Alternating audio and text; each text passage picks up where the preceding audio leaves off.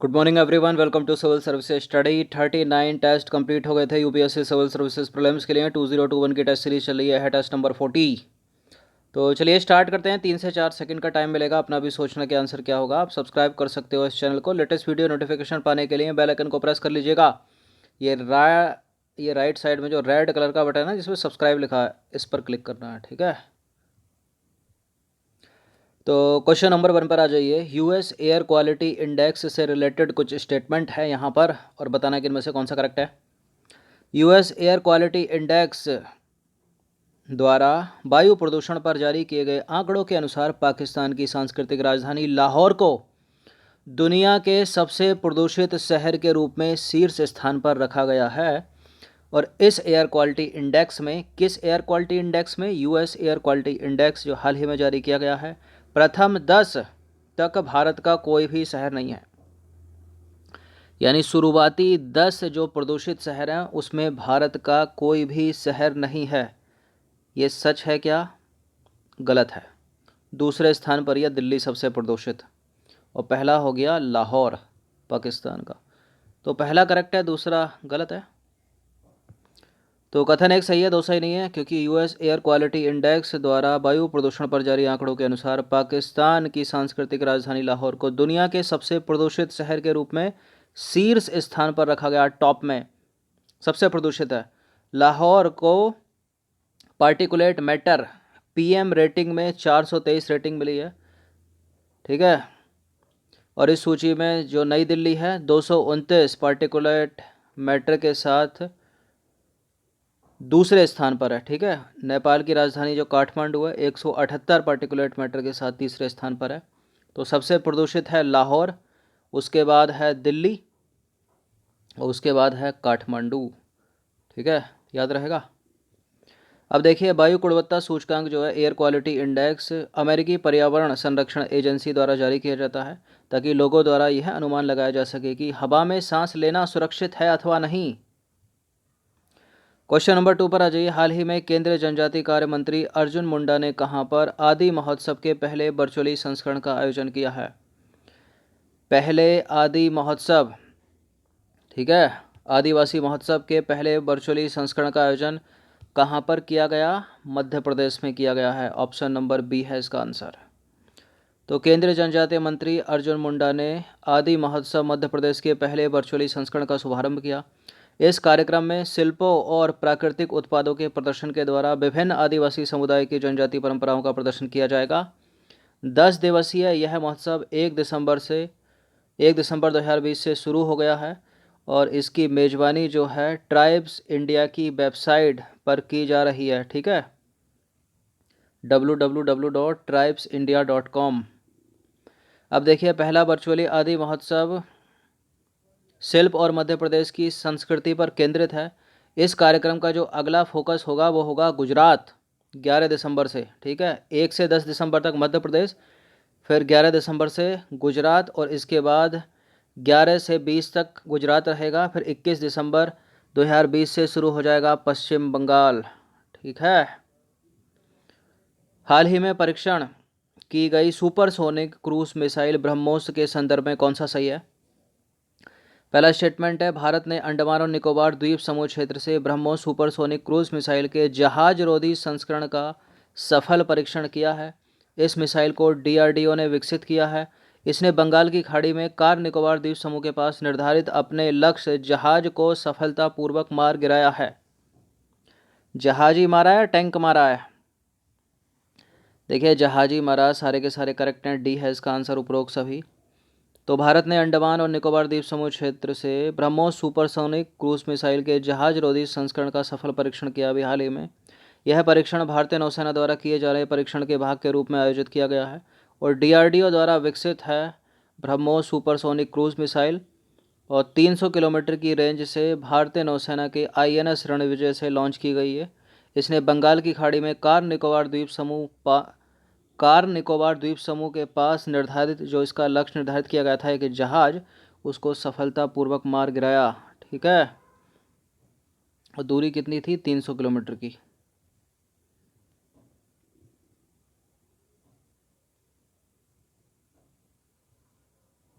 Question number 4 पर आ जाइए। हाल ही में भारत सरकार और एशियन डेवलपमेंट बैंक ने भारत के किस राज्य में बिजली वितरण क्षेत्र सुधार परियोजना के लिए 132.8 मिलियन डॉलर के ऋण समझौते पर हस्ताक्षर किए हैं?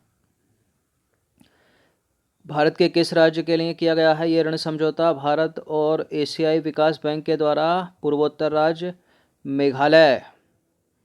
तो हाल ही में एशियन डेवलपमेंट बैंक, एशियाई विकास बैंक और भारत सरकार ने मेघालय बिजली वितरण क्षेत्र सुधार परियोजना के लिए 132.8 मिलियन डॉलर के ऋण समझौते पर हस्ताक्षर किए हैं।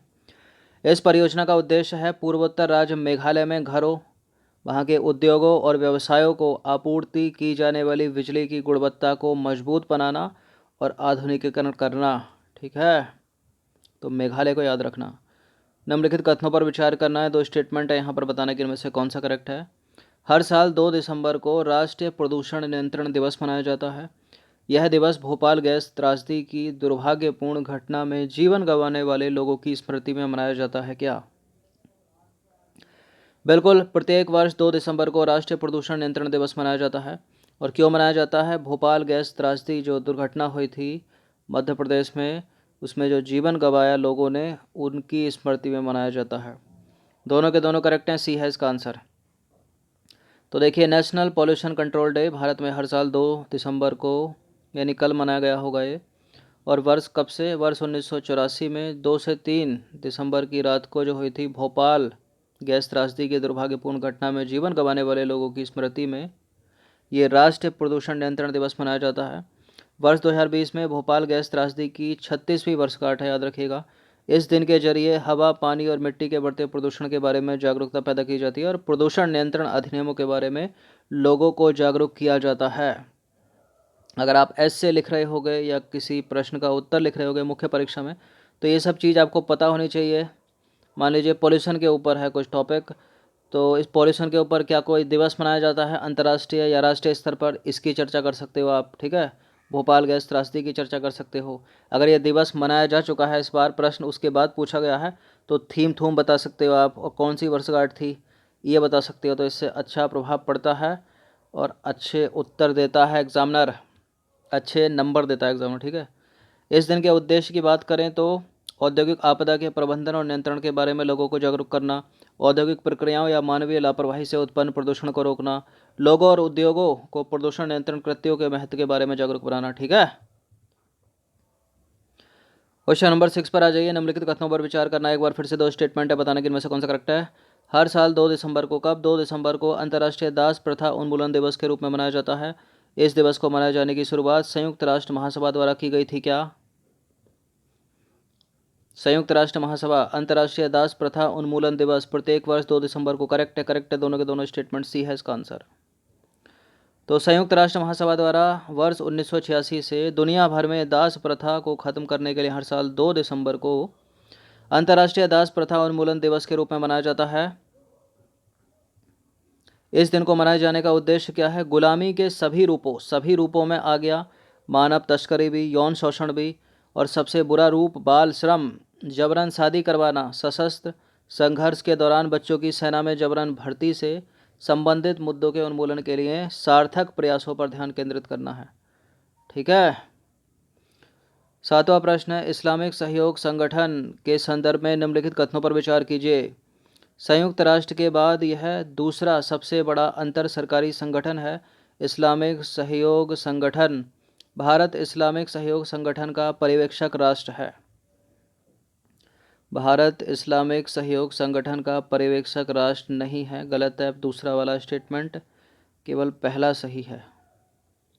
तो देखिए, कुल 57 सदस्य देशों के साथ ये जो संगठन है इस्लामिक सहयोग संगठन, संयुक्त राष्ट्र के बाद विश्व का दूसरा सबसे बड़ा अंतर सरकारी संगठन है, इसलिए करेक्ट हो जाता है पहला स्टेटमेंट।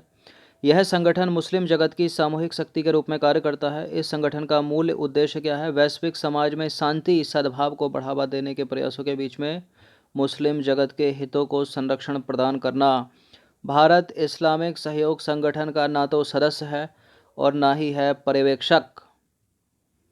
क्वेश्चन नंबर 8 पर आ जाइए। उन्नत भारत अभियान योजना से रिलेटेड कुछ स्टेटमेंट है यहाँ पर। यह शिक्षा मंत्रालय का एक प्रमुख कार्यक्रम है और इसका उद्देश्य है उच्च शिक्षा संस्थानों को गांव के साथ जोड़ना, ऐसा है क्या? उच्च शिक्षा संस्थानों को या प्राथमिक संस्थानों को? देखिए प्राथमिक तो हो ही गया है, अब उच्च की बात होगी। करेक्ट है, दोनों के दोनों स्टेटमेंट, सी है इसका आंसर। तो उन्नत भारत अभियान योजना जो है शिक्षा मंत्रालय का एक प्रमुख कार्यक्रम है। इसकी शुरुआत हुई थी साल 2014 में। इसका उद्देश्य है 5 गांव के एक समूह के साथ उच्च शिक्षा संस्थानों को जोड़ना, ताकि ये संस्थान अपने ज्ञान के आधार पर इन ग्रामीण समुदायों की आर्थिक और सामाजिक बेहतरी में योगदान दे सकें। ठीक है, इसमें गांव के समग्र विकास के लिए 2 प्रमुख डोमेन शामिल हैं।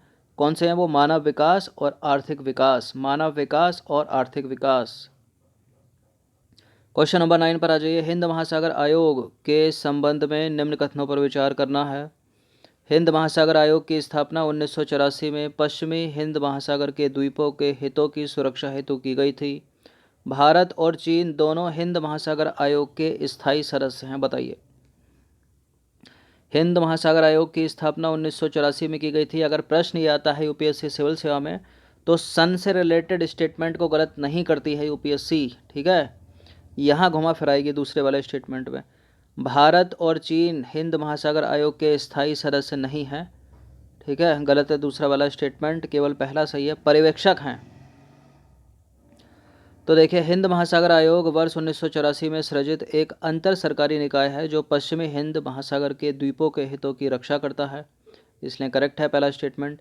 इसमें मेडागास्कर, कोमोरोस, ला रीयूनियन, मॉरिशस और सेशेल्स शामिल हैं। ठीक है, आयोग के पर्यवेक्षक देश कौन कौन से हैं? भारत है, चीन है, यूरोपियन यूनियन है, माल्टा है, इंटरनेशनल ऑर्गेनाइजेशन ऑफ ला फ्रांसोफोनी। ठीक है, अब यहाँ क्या था? भारत और चीन दोनों हिंद महासागर आयोग के स्थायी सदस्य हैं, तो गलत है क्योंकि ये दोनों तो पर्यवेक्षक हैं। ठीक है ना,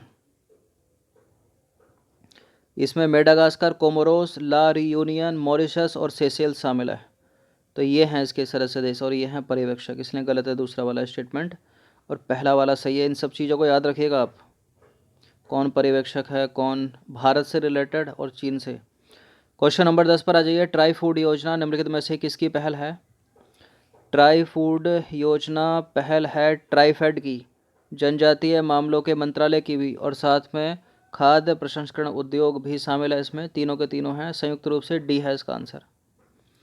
तो सूक्ष्म वन उत्पादों यानी माइनर फॉरेस्ट प्रोड्यूस MFP के संवर्धित मूल्यों को बढ़ावा देने के लिए ट्राई फूड योजना खाद्य प्रसंस्करण उद्योग मंत्रालय, जनजातीय मामलों के मंत्रालय तथा ट्राइफेड की संयुक्त पहल है।